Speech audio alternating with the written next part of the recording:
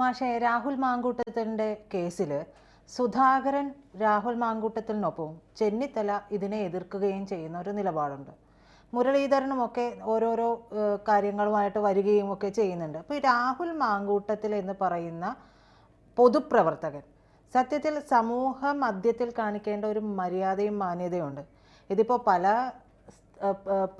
രാഷ്ട്രീയ നേതാക്കളും ഒക്കെ ഇത്തരത്തിൽ പെണ്ണുപിടുത്തവും അതും ഇതൊക്കെ ഉണ്ടെങ്കിൽ പോലും ഇതിനൊക്കെ ഒരു ഒളിവും മറയൊക്കെ ഉണ്ട് എന്ന് പറയുന്ന ഒരു സാഹചര്യമുണ്ട്. പക്ഷേ ഇവിടെ അതും ലംഘിച്ചുകൊണ്ട് പലരും ഇതെല്ലാം പുറത്തു വരികയാണ്. ആ സമയത്ത് ആരോപണ വിധേയനാണ്, തെളിയിക്കപ്പെട്ടിട്ടില്ല, അദ്ദേഹം ഒളിവിലാണ്. ഈ സമയത്താണ് ഇത്തരത്തിലുള്ള നിലപാടുകളുമായിട്ട് കോൺഗ്രസിൽ തന്നെ രണ്ട് വിഭാഗമായി മാറുന്നത്. എന്തിനാണ് കോൺഗ്രസ് രാഹുൽ മാങ്കൂട്ടത്തിന് വേണ്ടിയിട്ട് ഇത്രത്തോളം കടിപിടി തോടുന്നത്? എന്താ അർത്ഥമുള്ളത് എനിക്കറിഞ്ഞൂടാ. അത് അവരെന്നെ ഉത്തരം പറയുന്നത്. എൻ്റെ ഒരു നിലപാട് ഇതാണ്. രാഹുൽ മാങ്കൂട്ടത്തിനെ ചാട്ടവാറ് കൊണ്ടാണ് അടിക്കേണ്ടത്. എന്നാൽ ഇപ്പോൾ രാഹുൽ മാങ്കൂട്ടത്തിനെ ഒളിഞ്ഞും തെളിഞ്ഞും പിന്തുണക്കുന്ന ഏത് കിളവന്മാരായാലേ, അതിപ്പോൾ കെ സുധാകരൻ തൊട്ടുള്ള ഏത് നേതാവ് കോൺഗ്രസ്സിലുണ്ടോ അവരെ ചൂലുകൊണ്ട് അടിക്കണം. ഇത് രണ്ടുമാണ് സ്ഥിതി. ഇപ്പോൾ സത്യത്തിൽ ഇപ്പോൾ കോൺഗ്രസ് ഈ രാഹുൽ മാങ്കൂട്ടത്തിലെ ഇഷ്യൂവിൽ നിന്ന് കോൺഗ്രസ് പഠിച്ച കുറേ പാഠങ്ങളുണ്ട്. അവർ ചരിത്രത്തിൽ നിന്നൊന്നും പഠിക്കുന്നില്ല. ഈ തൊട്ടു മുമ്പിലുള്ള ചരിത്രത്തിൽ നിന്ന് പോലും ഒന്നും പഠിച്ചില്ല എന്ന്, ഇന്നലെ ഉണ്ടായ അനുഭവത്തിൽ നിന്നൊന്നും പഠിച്ചില്ല എന്നല്ലേ അർത്ഥം. കോൺഗ്രസ്സിന് ഇപ്പോൾ എന്താ വേണ്ടത്? കോൺഗ്രസ്സിന് വേണ്ടത് അധികാരമില്ലാതെ നിലനിൽക്കാൻ ശേഷിയില്ലാത്തൊരു ജീവിയുടെ പേരാണ് ഇന്ത്യൻ നാഷണൽ കോൺഗ്രസ് എന്ന് പറയുന്നത്. പ്രത്യേകിച്ച് അത്തരം പാർട്ടികളൊക്കെ അങ്ങനെയാണ്.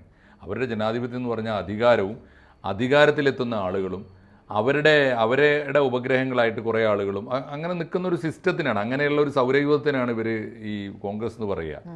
അല്ലാതെ ഒരു ആശയപരമായ ബലത്തിലൊന്നും അല്ല ഇപ്പോൾ കോൺഗ്രസ് നിൽക്കുന്നത്. അങ്ങനെ ആശയപരമായി കോൺഗ്രസ്സിന് അങ്ങനെ വിങ്ങിനെ ഉണ്ടാക്കിയെടുക്കാനോ ഒരു ഇൻ്റലിജൻഷ്യ അല്ലെങ്കിൽ ഒരു കൾച്ചറൽ വിങ് അങ്ങനെയൊന്നും കോൺഗ്രസ്സിന് ഇല്ലല്ലോ, വേണമെന്ന് അവർക്ക് തോന്നിയിട്ടുമില്ല.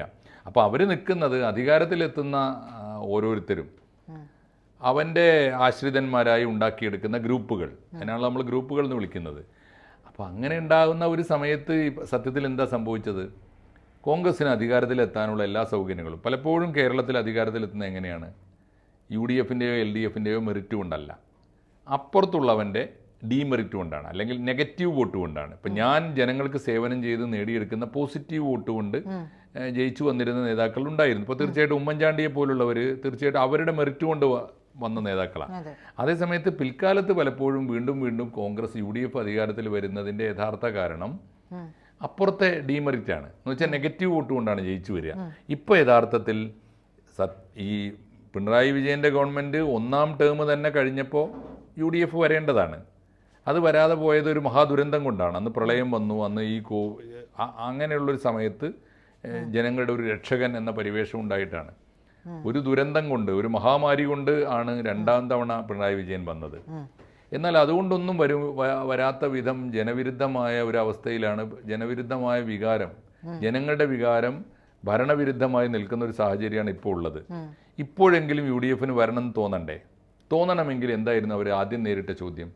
ആദ്യം നേരിട്ട ചോദ്യം കോൺഗ്രസിനകത്ത് ആരാണ് മുഖ്യമന്ത്രി എന്ന് ചോദിക്കുമ്പോൾ 5-6 പേരുടെ പേരിങ്ങനെ വരിയായിട്ട് പറയുമായിരുന്നു. എന്ന് പറഞ്ഞാൽ കോൺഗ്രസ്സിന് ഏകോപിതമായി ഒരേ സ്വരത്തിൽ പറയാനുള്ള ഒരു ലീഡർഷിപ്പ് ഇല്ല.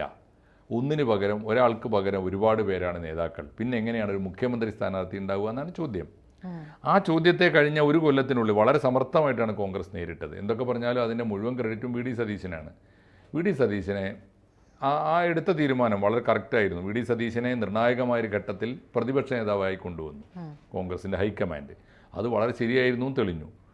അദ്ദേഹം വളരെ ധീരമായിട്ട് നിയമസഭയ്ക്കകത്തും പുറത്തും ഒരുപോലെ പ്രതിപക്ഷ നേതാവിൻ്റെ പണിയെടുത്തു. കോൺഗ്രസിനകത്ത് വന്ന ഗുരുതരമായ പ്രശ്നങ്ങളൊക്കെ അദ്ദേഹം സമർത്ഥമായി മാനേജ് ചെയ്തു. ഒരുപാട് ഇഷ്യൂസ് വന്നല്ലോ, മുന്നണിക്കകത്തെ പ്രശ്നങ്ങൾ, നിലമ്പൂർ ഇലക്ഷൻ തൊട്ട് അതിന് PV അൻവറിനെ പോലുള്ള ഇഷ്യൂസ്, ഈ ഇഷ്യൂസൊക്കെ തന്നെ പരിഹരിച്ചു. അതുപോലെ തന്നെ കോൺഗ്രസ് സംഘടനാ പുനഃസംവിധാനം, ഇതെല്ലാം വളരെ ഭാര്യമായ പരാതിയില്ലാത്ത വിധത്തിൽ സാമുദായിക ശക്തികളൊക്കെ, അതേസമയത്ത് തന്നെ വളരെ പരസ്യമായിട്ട് ഈ VD സതീശനെ കേന്ദ്രീകരിച്ചു കൊണ്ടുവന്ന സാമുദായിക സംഘടനകളെയൊക്കെ പ്രത്യക്ഷത്തിൽ അവരോട് വിധേയപ്പെടാനോ പ്രത്യേകിച്ച് അവരോട് എതിർക്കാനോ പോകാതെ, ഇപ്പോൾ NSSനോടായാലും വെള്ളാപ്പള്ളി നടേശനോടായാലും ഒക്കെ തന്നെ ഒരു സമദൂരം, അത് കോൺഗ്രസിൻ്റെ നല്ലൊരു നയമാണ്. സാമുദായിക സംഘടനകളെ ആവശ്യമില്ലാതെ ചേർത്ത് പിടിക്കാതിരിക്കുക, അവരോട് പിണങ്ങാതെയും പോവുക, ആ നയമാണ് എടുത്തത്.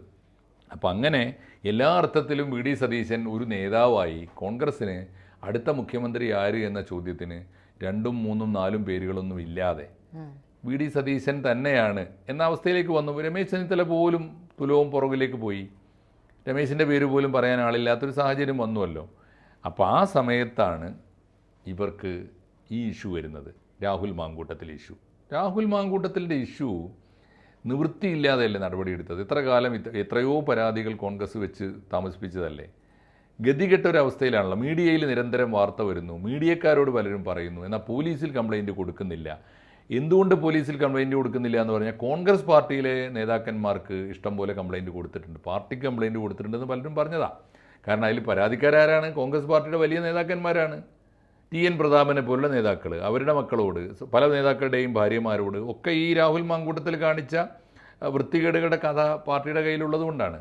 അപ്പോഴൊക്കെ അവർ പിടിച്ചു നിന്നത് എന്താ? രാഹുൽ മാങ്കൂട്ടത്തിനെ പോലുള്ള നേതാക്കന്മാർ, ഒരു കാരണവശാലും പൊതുരംഗത്ത് നിർത്താൻ പാടില്ലാത്ത തരത്തിലുള്ള വൃത്തികെട്ട നേതാക്കന്മാർ എന്താ ചെയ്തത്? യുവ നേതൃത്വം, യുവ കേസരികൾ അവരെന്താ ചെയ്തത്?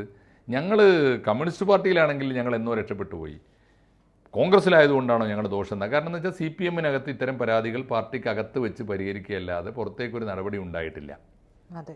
അതാണ് ഉണ്ടായത്. അപ്പോൾ ഞങ്ങൾ കോൺഗ്രസ്സിലായതുകൊണ്ടാണോ ഞങ്ങളെ പണിഷ് ചെയ്യുന്നത്? ആ രീതിയിലാണ്. പക്ഷേ നിവൃത്തിയില്ലാത്തൊരു ഘട്ടം വന്നപ്പോൾ വി ഡി സതീശനോട് തീരുമാനമെടുത്തു. അത് കോൺഗ്രസ് പാർട്ടി അംഗീകരിച്ചു, അഖിലേന്ത്യാ നേതൃത്വം അംഗീകരിച്ചു, മുന്നണി അംഗീകരിച്ചു, എല്ലാവരുടേതുമായിട്ട് ആ തീരുമാനം വന്നു. അതെന്താണ്? ഇവൻ്റെ പേരിൽ, രാഹുൽ മാങ്കൂട്ടത്തിൻ്റെ പേരിൽ നടപടിയെടുത്തു. കോൺഗ്രസിൻ്റെ പ്രാഥമിക അംഗത്വത്തിൽ നിന്ന് പുറത്താക്കണം. 2, നിയമസഭാ പാർട്ടിയിൽ നിന്നും പുറത്താക്കണം.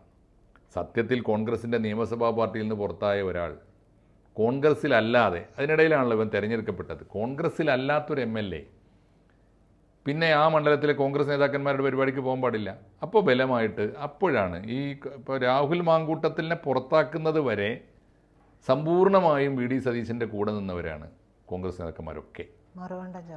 അപ്പം മറുകണ്ഠം ചാടി. എന്താ കാരണം എന്ന് വെച്ചാൽ വി ഡി സതീശൻ ചോദ്യം ചെയ്യപ്പെടാത്ത, അല്ലെങ്കിൽ എല്ലാവരെയും കൂട്ടിപ്പിടിച്ച് മുന്നോട്ട് കൊണ്ടുപോകുന്ന, കോർഡിനേറ്റ് ചെയ്യുന്ന ഒരു നല്ല ലീഡർഷിപ്പ് ഉള്ള നേതാവാണെന്ന് തെളിയിച്ചു. അപ്പോൾ വി ഡി സതീശനെ അങ്ങനെ വിട്ടുവിടാ. പിന്നെ വി ഡി സതീശൻ്റെ നേരെയായി അമ്മായിയമ്മ പോര്, നാത്തൂൻ പോര് എന്നൊക്കെ പറയുമ്പോൾ വി ഡി സതീശനെ ഒതുക്കണം, ഇല്ലെങ്കിൽ അവൻ അങ്ങനെ വിട്ടാൽ പറ്റില്ല, ഞങ്ങളൊക്കെ ഇവിടെ ഉള്ളപ്പോൾ അവനെങ്ങനെ മുഖ്യമന്ത്രിയായി? ഇതാണ് പ്രശ്നം. അത് സഹിക്കാൻ പാടുണ്ടോ? കോൺഗ്രസ് മുഖ്യമന്ത്രി വരട്ടെ എന്നല്ല, അവനെ അങ്ങനെ വിടാൻ പാടില്ല. അങ്ങനെയാണ് കോൺഗ്രസ് വരണ്ട എന്നാണ് തീരുമാനം. അങ്ങനെയാണെങ്കിൽ കോൺഗ്രസ് വരണ്ട. വി ഡി സതീശനാണ് ആകാൻ പോകുന്നതെങ്കിൽ വരണ്ട. പിന്നെ ഇവർ ഒരു പേര് പറയട്ടെ. വി ഡി സതീശൻ അല്ലാത്ത ഒരാളുടെ പേര് പറയണ്ടേ? ഇവർ ശശി തരൂരിൻ്റെ പേര് പറയുമോ? ഇവർ രമേശ് ചെന്നിത്തലയുടെ പേര് പറയുമോ? ഇവർ K. സുധാകരൻ്റെ പേര് പറയുമോ? ഇവർ KC വേണുഗോപാലിൻ്റെ പേര് പറയുമോ? ഇവർ പഴയ KPCC പ്രസിഡന്റ് VM സുധീരൻ്റെ പേര് പറയുമോ? ആരെങ്കിലും ഒരാളുടെ പേര്, K. മുരളീധരൻ്റെ പേര്, എത്ര പേര്? ഇവർ ഓരോരുത്തരും ഞാൻ എൻ്റെ പേര് പറയും, അല്ലെങ്കിൽ ശിങ്കിടികളെ കൊണ്ടൊരു പേര് പറയിപ്പിക്കും. അപ്പോൾ ഈ ഒരു സാഹചര്യത്തിൽ കോൺഗ്രസ് ഭരിക്കണോ വേണ്ടേ എന്നുള്ളതാണ് അവരുടെ മുമ്പുള്ള ചോദ്യം. അപ്പോൾ രാഹുൽ മാങ്കൂട്ടത്തിൻ്റെ പിന്നാലെ ഓരോരുത്തർ കൂടിയിട്ട് വി ഡി സതീശനെ ചവിട്ടാൻ തുടങ്ങി. രാഹുലിനോട് ചെയ്തത് തെറ്റാണ്, അങ്ങനെ ഒരു നേതാവിനെ അവസാനിപ്പിക്കാൻ പാടുണ്ടോ? സത്യത്തിൽ വി ഡി സതീശൻ വളരെ റിസ്ക് എടുത്തിട്ട് കോൺഗ്രസിൻ്റെ മുഖം രക്ഷിക്കുക ചെയ്തത്. CPM-ന് പോലും സാധിക്കാത്ത ധാർമ്മികമായൊരു തീരുമാനം അവരെടുത്തു.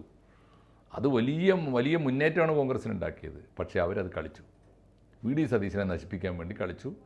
അതാണ് ഉണ്ടായത്. അതുകൊണ്ട് എന്തായെന്ന് വെച്ചാൽ വി ഡി സതീശനെ ധാർമ്മികമായി മുറയിൽ തകർക്കാൻ വേണ്ടിയുള്ള നീക്കത്തിൽ ഇവരെല്ലാവരും ഒളിഞ്ഞും തെളിഞ്ഞും ഒന്നിച്ചു.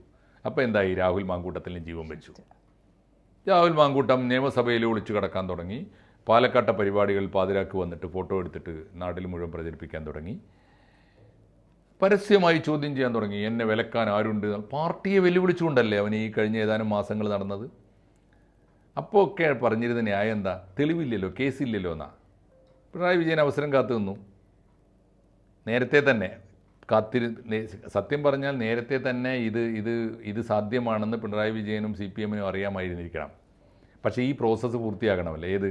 വി ഡി സതീശൻ്റെ നാശം എന്ന് വെച്ചാൽ വി ഡി സതീശൻ്റെ സംഹാരം പൂർത്തിയാവണമല്ലോ. അത് പൂർത്തിയായി കഴിഞ്ഞിട്ട് കോൺഗ്രസിനെ തകർക്കണം. അതാണ് ഇതിൻ്റെ തന്ത്രം. അപ്പോൾ ഈ സമയമായി എന്ന് തോന്നിയപ്പോൾ രാഹുലിനെ പിടിച്ച് കേസെടുക്കാനുള്ള എല്ലാ കളങ്ങളും ഒരുങ്ങി, പരാതി സ്വീകരിച്ചു, അന്വേഷണം ആരംഭിച്ചു. രാഹുലിനെ വേട്ടയാടി പിടിക്കണ്ടേ? ഈ പേപ്പട്ടികളെ പിന്നെ എന്താ ചെയ്യേണ്ടത്? വേട്ടയാടി പിടിക്കുകയല്ലാതെ. അപ്പോൾ അങ്ങനെ ഒരു കക്ഷിയാണ്. അപ്പോൾ ഇപ്പോൾ സംഭവിക്കുന്നത് ഇത്രയേ ഉള്ളൂ. ഇപ്പോൾ ഏറ്റവും ഒടുവിൽ ഒരാളും ഇതെല്ലാം കഴിഞ്ഞിട്ട് രാഹുൽ മാങ്കൂട്ടത്തിനെതിരായിട്ട് ഈ യുവതി പരാതി കൊടുത്തതോടുകൂടി ഇവരൊക്കെ വീണ്ടും ഒതുങ്ങി. ഇങ്ങനെ ഈ ഒളിഞ്ഞും തൊളിഞ്ഞും ഓരിയിട്ടവരൊക്കെ പതുക്കെ ഒതുങ്ങിയ. അയ്യോ, വി ഡി സതീശൻ പറഞ്ഞതിന് വി ഡി സതീശൻ അപ്പോഴും ആവർത്തിച്ച് പറഞ്ഞു, എൻ്റെ ബോധ്യപ്രകാരമാണ് ഞാൻ ചെയ്തത്. ഒരിക്കൽ പോലും രാഹുൽ നിരപരാധിയാണെന്ന് വി ഡി സതീശൻ പറഞ്ഞിട്ടില്ല, രാഷ്ട്രീയ പ്രേരിതമാണെന്ന് പറഞ്ഞിട്ടില്ല, ഒരുമിച്ചെടുത്ത തീരുമാനമാണ് എന്നാണല്ലോ പറഞ്ഞത്. അങ്ങനെയാണെങ്കിൽ വീണ്ടും വി ഡി സതീശൻ തന്നെയാണല്ലോ ശരിയെന്ന് വന്നതോടുകൂടി പിന്നെ ആരും മിണ്ടുന്നില്ല. അപ്പോഴാണ് മറ്റേ ചങ്ങാതി കെ സുധാകരൻ്റെ ക്വാളിറ്റി എന്താണ്, പ്രതിപക്ഷ ബഹുമാനം എന്താണ് എന്ന് അയാൾ KPCC പ്രസിഡൻറ്റും വി ഡി സതീശൻ പ്രതിപക്ഷ നേതാവായ കാലത്ത് കണ്ടതല്ലേ. വി ഡി സതീശൻ്റെ സാമർത്ഥ്യം കൊണ്ടാണ് കെ സുധാകരനെ പ്രകോപിപ്പിക്കാതെ കൊണ്ടുപോയി ഒതുക്കി പതുക്കെ മൂലക്കാക്കിയിട്ട് കണ്ണൂരിൽ കൊണ്ടുപോയി ഇരുത്തിയത്. അതാണ് ഇപ്പോൾ കെ സുധാകരൻ്റെ ആ പക ഇപ്പോൾ പുറത്തു വരികയാണ്. അവൻ കുറ്റം ചെയ്തിട്ടില്ല എന്ന് ഞാൻ പറയുന്നില്ല, അവന് വൃത്തികെട്ടവനാണ്, എല്ലാ കുറ്റവും ചെയ്തിട്ടുണ്ട്, എന്നാലും അവൻ്റെ രാഷ്ട്രീയ ഭാവി നശിപ്പിക്കാൻ പാടില്ല എന്നാണ് എൻ്റെ അഭിപ്രായം, അവനെ തിരുത്തണം എന്നൊക്കെ പറഞ്ഞുകൊണ്ട് രംഗത്ത് വരികയാണ്. സത്യത്തിൽ വായടപ്പിക്കുകയാണ് വേണ്ടത്, ഒരു സീല് വെക്കുകയാണ്. ഇപ്പോൾ കെ സുധാകരൻ്റെയൊക്കെ വായ തുന്നിക്കെട്ടുകയാണ്, മിണ്ടിപ്പോരുതെന്ന് പറയണം ഹൈക്കമാൻഡ്, കോൺഗ്രസ്സിലുണ്ടാവില്ല എന്ന് പറയണം, അങ്ങനെയാണല്ലോ ചെയ്യേണ്ടത്. അപ്പോൾ ഇതാണ് അതിൻ്റെ സ്ഥിതി. അതുകൊണ്ട് ഇപ്പോൾ സംഭവിക്കാൻ പോകുന്നത്രേ ഉള്ളൂ. രണ്ടും പൂർത്തിയായി. വി ഡി സതീശനെ യു ഡി എഫ് വീണ്ടും അധികാരത്തിൽ വരാനിടയുണ്ടെങ്കിലേ അല്ലേ കോൺഗ്രസ് ഉള്ളൂ. യു ഡി എഫ് അധികാരത്തിൽ വരണമെങ്കിൽ യു ഡി എഫിൻ്റെ മുഖ്യമന്ത്രി സ്ഥാനാർത്ഥി വേണം. ആ സ്ഥാനാർത്ഥി ഉണ്ട് എന്ന ചിത്രം ആദ്യം കളഞ്ഞു. കോൺഗ്രസ്സിൽ വി ഡി സതീശനെ ചോദ്യം ചെയ്യും, എല്ലാവരും വി ഡി സതീശനെതിരാന്നുള്ള അവസ്ഥയുണ്ടാക്കി. സതീശനെ പറ്റി ആരാ ഇപ്പോൾ സംസാരിക്കുന്നത്? ആരുമില്ല. ഇല്ല. പക്ഷെ അത് കോൺഗ്രസ് അനുഭവിക്കും. അത് കോൺഗ്രസ്, ഞാൻ പറയുന്ന ഓരോരോ കാലത്ത് നമുക്ക് ഈ ലോകോത്തര നേതാക്കളൊന്നും ഉണ്ടാവില്ല. ഒരു പാർട്ടിക്ക് ആ നാട്ടിൽ അവൈലബിളായ നേതാവിനെ ഉപയോഗിക്കല്ലേ വേണ്ടത്. വി ഡി സതീശനെ ഏൽപ്പിച്ച പണി അയാൾ ഭംഗിയായി ചെയ്തിട്ടുണ്ടല്ലോ. പ്രതിപക്ഷ നേതാവിൻ്റെ പണി നന്നായി ചെയ്തിട്ടുണ്ട്, വിട്ടുവീഴ്ചയില്ലാതെ ഫൈറ്റ് ചെയ്തിട്ടുണ്ട്. മാത്രമല്ല കോൺഗ്രസിനെയും മുന്നണിയുടെ ചെയർമാനാണല്ലോ പ്രതിപക്ഷ നേതാവ്, ഒരു പരാതിയില്ലാതെ കേരളത്തിലെ യു ഡി എഫിലെ ഏതെങ്കിലും ഘടകകക്ഷിക്ക് വി ഡി സതീശനെതിരായിട്ട് പരാതി പറയാൻ പറ്റാത്ത വിധത്തിൽ എല്ലാവരെയും കോർഡിനേറ്റ് ചെയ്തല്ലേ കൊണ്ടുപോയത്. മുന്നണി നേരിട്ട പ്രതിസന്ധികളെ എത്ര മനോഹരമായിട്ടാണ് കൈകാര്യം ചെയ്തത്. അപ്പം ഞാൻ പറയുന്ന വി ഡി സതീശൻ എല്ലാം തികഞ്ഞ നേതാവ് ഒരു പാർട്ടിയിലും ഉണ്ടാവില്ല. പക്ഷേ കൂട്ടത്തിൽ ഇപ്പോൾ അവർക്ക് വേറെ ആരുണ്ട് അത് പറയണ്ടേ. എന്നാൽ വി ഡി സതീശനാവാൻ പാടില്ല എന്ന് പറയുന്നവൻ സ്വന്തം പേരല്ലാതെ ഒരുത്തൻ്റെ പേര് പറയട്ടെ, അവനല്ല ഇന്നയാളാവട്ടെ, അദ്ദേഹമായാൽ എല്ലാവർക്കും സ്വീകാര്യനാണ്, അത് പറയാവുന്നൊരു പേരുണ്ട് അവരുടെ കയ്യിൽ. അപ്പോൾ ഇതാണ് സ്ഥിതി. അതുകൊണ്ടിപ്പോൾ രാഹുൽ മാങ്കൂട്ടത്തിൽ അത് തീരും. എനിക്ക് തോന്നുന്നു രാഹുൽ മാങ്കൂട്ടത്തിൽ അറസ്റ്റിലാവും. ആവശ്യത്തിലേറെ തെളിവുകളൊക്കെ ഇപ്പോൾ തന്നെ കിട്ടിയ മൊഴികളും രേഖകളൊക്കെ ഉണ്ടെന്ന് പറയുന്നു. ഇനി 164 ഉണ്ടാവും, എല്ലാ തെളിവുകളും ഉണ്ടാവും. അപ്പോൾ രാഹുൽ മാങ്കൂട്ടത്തിനെ ഇനി ഒറ്റ കാര്യമേ ഉള്ളൂ. ഇനിയിപ്പോൾ വേണമെങ്കിൽ കേരളത്തിലെ പ്രമാദമായ ഇത്തരം കേസുകളൊക്കെ ഒതുക്കിയത് ഈ നെക്സസാണ്, ഭരണകക്ഷിയും പ്രതിപക്ഷവും തമ്മിൽ. കൊടുക്കേണ്ടതൊക്കെ കൊടുത്തിട്ട് രാഷ്ട്രീയമായി വിൻ ചെയ്തിട്ട് രാഷ്ട്രീയമായി കോൺഗ്രസിനെ തകർത്തു. യു ഡി എഫിൽ ഭരണത്തിൽ വരാനുള്ള സാധ്യതയും കളഞ്ഞു. ഇനി വേണമെങ്കിൽ രാഹുൽ മാങ്കൂട്ടത്തിനെ രക്ഷപ്പെടുത്തിയാൽ എന്താ ഉണ്ടാവുന്ന ബുദ്ധി നഷ്ടമില്ലല്ലോ. അത്തരത്തിലുള്ള കളികൾ നടന്നില്ലെങ്കിൽ കേരളത്തിലെ കേസുകളൊക്കെ എടുത്തു നോക്കൂ. ഐസ്ക്രീം കേസ് ആരാ രക്ഷപ്പെടുത്തിയത്? ഐസ്ക്രീം കേസ് രക്ഷപ്പെടുത്തിയത് യു ഡി എഫ് അല്ലല്ലോ, LDF അധികാരത്തിലിരിക്കുമ്പോഴാണ്. ഇങ്ങനെയുള്ള കേസുകളൊക്കെ എടുത്തു നോക്കൂ.